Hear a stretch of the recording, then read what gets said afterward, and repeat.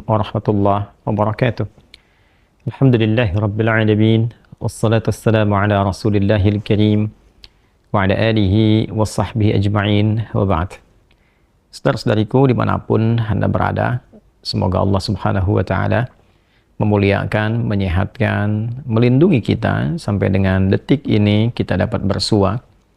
Dan lebih dari itu, semoga Allah subhanahu wa ta'ala senantiasa memberikan taufik, panduan untuk menjalani kehidupan di dunia ini agar mendapatkan rahmat Allah subhanahu wa ta'ala yang bisa kita bawa pulang menghadap Allah pada hari kiamat kelak insyaallah.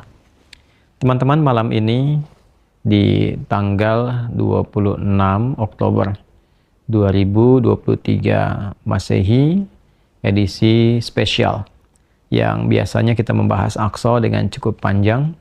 Kali ini kita ingin berbagi pesan yang sangat singkat, yang dalam singkat ini kita ingin mengingatkan baik kepada diri saya pribadi dan kepada kita semua tentang satu bagian dari ayat Al-Quran yang kiranya penting kita renungi, yaitu Quran surah ke-81 At-Takwir di ayat ke-26, saat Allah subhanahu wa ta'ala berfirman, "Fa'aina tadhhabun?" Maka engkau itu sesungguhnya mau kemana? Ayat yang singkat tapi begitu padat dan sangat mendalam, memberikan satu kesan yang cukup menusuk ke dalam jiwa setiap manusia. Pertanyaan yang datang langsung dari pencipta kita, sesungguhnya engkau mau kemana? Allah sudah menjelaskan mengapa kita diciptakan. Allah sudah memberikan jalan kehidupan bagi kita dan menerangkan konsekuensi di balik pilihan-pilihan yang kita tetapkan untuk menempuh jalan-jalan yang dimaksudkan. Bila benar, resikonya seperti ini. Bila salah, konsekuensinya demikian.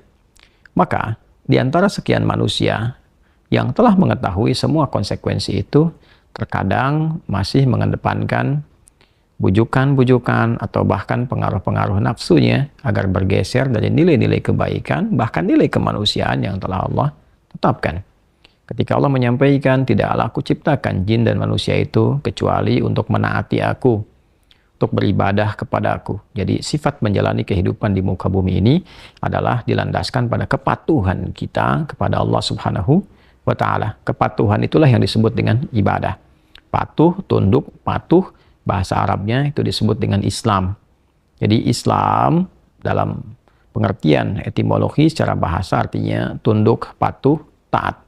Orangnya disebut dengan Muslim. Jadi setiap manusia itu konsekuensinya memang mesti patuh, tunduk, dan taat kepada Sang Pencipta, yaitu Allah subhanahu wa ta'ala. Karena itu ketika Allah menyampaikan di dalam firman-Nya, "Wa ma khalaqtul jinna wal insa illa liya'budun." Tidaklah aku ciptakan jin dan manusia itu kecuali untuk menjadikan seluruh aktivitasnya agar menaati Allah subhanahu wa ta'ala, dijadikan sebagai ibadah. Jadi kita dari bangun tidur sampai tidur itu sejatinya adalah memetakan kurikulum untuk menaati Allah dalam bingkai ibadah. Dilatih dalam bentuk ritual. Ritual itu untuk mengaktifkan titik spiritual kita, titik roh kita. Segala yang terkait dengan roh disebut rohani. Jadi dalam diri kita ini ada spiritnya, ada rohnya. Dan itu adalah titik latihan pertama untuk mengaktifkan ya titik-titik kebertuhanan. Jadi ketika Allah sampaikan, tidaklah aku ciptakan engkau kecuali untuk menaatiku. Nah, titik ketaatan itu ya disebut dengan titik ritualnya. Ibadahnya ibadah ritual, ya keadaannya keadaan spiritual, itu yang penting kita aktifkan dulu. Itu sebabnya diminta kita sholat untuk mengoneksikan diri kita, mengaktifkan sinyal itu dengan Allah subhanahu wa ta'ala, dengan Sang Pencipta. Sehingga ketika terkoneksi, terbangun kesadaran dari dalam diri kita sebagai sebuah fitrah.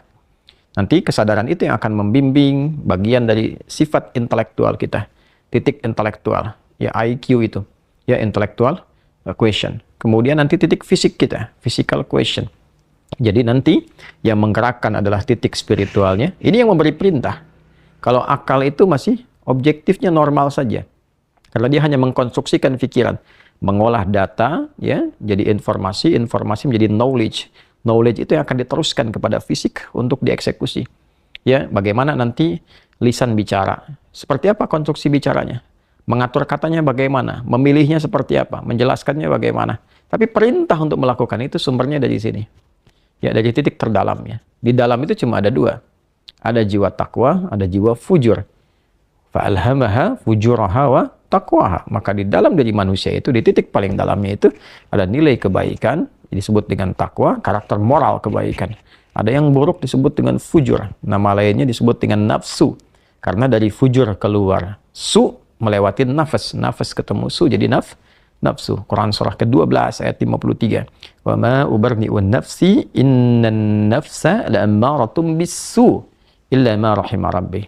Maka semua tindakan kita, menatap, mendengar, berbicara, bertutur, sampai dengan berjalan, ujung kepala sampai ujung kaki, yang kita jadikan sebagai bagian dari perangkat beraktivitas itu, semua tatanannya, perintahnya, kalau tidak dari takwa, adalah dari fujur. Kalau bukan dari sifat baik, sifat buruk yang bersumber dari nafsunya. Maka semua kegiatan yang kita desain dalam setiap hari itu, kita tata. Dan Allah tanya, baik, engkau untuk apa bekerja? Ya Allah, saya ingin mencari rezeki. Baik, bagus. Untuk dapat uang. Setelah dapat uang mau kemana? Pengen kaya. Setelah kaya mau ngapain? Beli ini, beli itu. Setelah itu mau ngapain? Ditanya terus sampai ujungnya. Fa'aina tadhhabun. Sampai ke titik puncaknya. Kalau kamu sudah meraih apa yang kamu inginkan itu, harta sudah banyak, terkumpul, sudah mewah, rumah sudah megah, mobil melimpah, hidup juga kaya begitu rupa, terus mau ngapain? Ya. Maka orang-orang yang bingung pada akhirnya dia mencari-cari ketenangan. Akhirnya balik lagi, sudah kaya segala rupa, cuma cari ketenangan, akhirnya balik lagi ke desa, nyewa gubuk, nanam kangkung, nanam cabai. Terus kalau memang dengan seperti itu bisa bahagia, kenapa selama ini kerja keras mendapatkan sesuatu yang dikumpulkan? Balik ditanya. Kamu kedudukan pengen jadi apa? Terus, yang di militer pengen dapat bintang 1, 2, 3, 4. Kalau perlu, jenderal besar, bintang 5. Setelah itu mau ngapain? Mau diarahkan kemana semua itu? Karena pada akhirnya semua bintang akan berguguran. Ya, wafat juga, meninggal juga. Kalau sudah selesai, purna, selesai. Demikian yang punya ilmu, punya jabatan, macam-macam. Mau diapain? Ya, ketika semua titik itu mencapai pada titik jenuhnya, di akhir itu akan balik kan. Ya, jabatan purna, harta juga jenuh. Ya. Nah, di titik itu kita disadarkan. Ditanya, mau kemana? Maka dijawablah dengan jawaban yang sangat mendalam. Inni dzahibun ila rabbi sayahdin. Yang terbaik adalah katakan, saya ini menyiapkan bekal untuk berjumpa dengan Rabbku. Itu jawaban yang paling indah. Ya, jadi kalau ditanya, mau kemana hidup ini? Kata Quran jawab, aku menyiapkan bekal untuk kembali dan berjumpa dengan Rabbku yang telah menciptaku. Dari situlah kemudian Allah katakan, aku berikan petunjuk kalau begitu. Yahdin. Ya, aku berikan petunjuk kata Allah. Jadi orang-orang yang menyiapkan semua aktivitasnya dan dia lakukan untuk Allah, berjumpa dengan Allah, maka Allah akan berikan petunjuk dalam setiap aktivitas kehidupannya. Diberi petunjuk bagaimana mata memandang, telinga mendengar, lisan bicara, sampai kaki berjalan. Sehingga dia betul-betul menjadi pengabdi dari Rabb-Nya yang maha menyayanginya. Pengabdi disebut dengan abdun, jamaknya disebut dengan ibadun.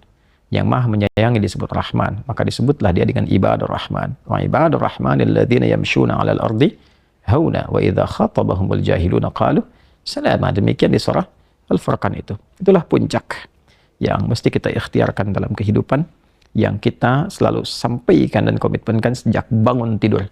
Dan kita katakan alhamdulillahilladzi ahyana ba'da ma amatana wa ilaihin nusyur.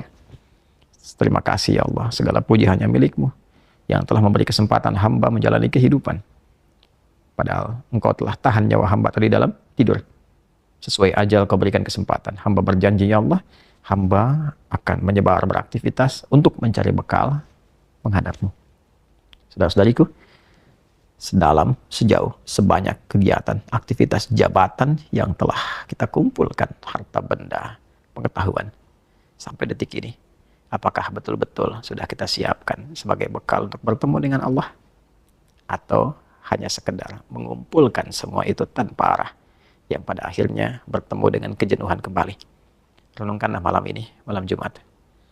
Jumat saat manusia pertama diciptakan, diturunkan dari surga, mengawali misi di dunia, diwafatkan, dan di titik itu kita akan berpisah dengan dunia. Saat adzan berkumandang, nampak jelas seluruhnya. Semoga Allah muliakan kita. Selamat merenung. Allahu Akbar. Allahu Akbar. Subhanakallahumma bihamdika asyhadu an la ilaha illa anta nastaghfiruka wa natubu ilaik. Alhamdulillahirabbil alamin. Assalamualaikum warahmatullahi wabarakatuh.